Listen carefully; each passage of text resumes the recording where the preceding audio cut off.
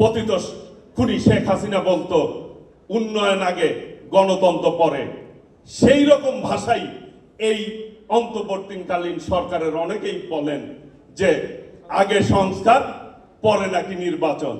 সুর কিন্তু একই রকম, ফ্যাসিবাদের মতো কথাবার্তা হয়ে যাচ্ছে। কিন্তু সন্ত্রাসের রাম রাজত্ব কায়েম করেছিল,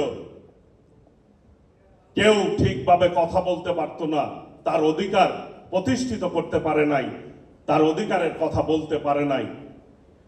সেই ফ্যাসিস্ট হাসিনার পতনের পর আজকে আমরা সকলে মিলে ঐক্যবদ্ধভাবে যারা ফ্যাসিবাদ বিরোধী আন্দোলন করেছে, আজকে বাংলাদেশের মানুষ ফ্যাসিবাদ মুক্ত পরিবেশে আমরা সকলেই এই টিএসসিতে আজকে প্রোগ্রাম করতে সক্ষম হচ্ছি।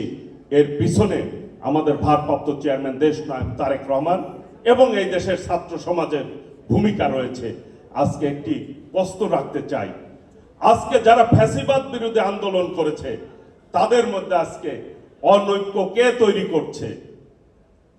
ফ্যাসিবাদের দোসররাই তৈরি করছে।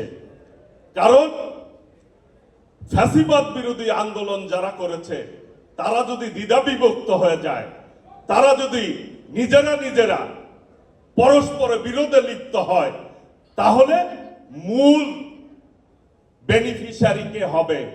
ওই ফ্যাসিবাদ হবে, ওই খুনি হাসিনা হবে। কাজে আমি মনে করি, এই দেশের মানুষ মনে করে যে ফ্যাসিবাদের দোসররা বিভিন্ন জায়গায় ঘাপটি মেরে রয়েছে, এই অন্তর্বর্তীকালীন সরকারের মধ্যেও রয়েছে। তারা বিভিন্নভাবে অস্থিতিশীল পরিবেশ তৈরি করছে। তা না হলে এখন কিভাবে একজন শিশু বাচ্চা ধর্ষিত হবে? এটি কোনোভাবেই মেনে নেওয়া যায় না। কাজেই বলতে চাই, আজকে সময় এসেছে, আমরা যদি বিচ্ছিন্ন থাকি তাহলে কিন্তু ফ্যাসিবাদ সুযোগ নিবে, এই রকম সুন্দর পরিবেশ কিন্তু থাকবে না। আবার ষড়যন্ত্রকারীরা তাদের ষড়যন্ত্র করে আবার এই দেশে আবার কোন স্বৈরাচারের আবির্ভাব ঘটবে। সেই জন্য সকলকে সাবধান থাকতে হবে। আমাদের নেতা বিএনপির ভারপ্রাপ্ত চেয়ারম্যান দেশনায়ক তারেক রহমান ইতিমধ্যে জাতির সামনে 31 দফা উপস্থাপন করেছে, আগামীর বাংলাদেশ কিভাবে চলবে। 31 দফাতেই সংস্কারের কথা রয়েছে।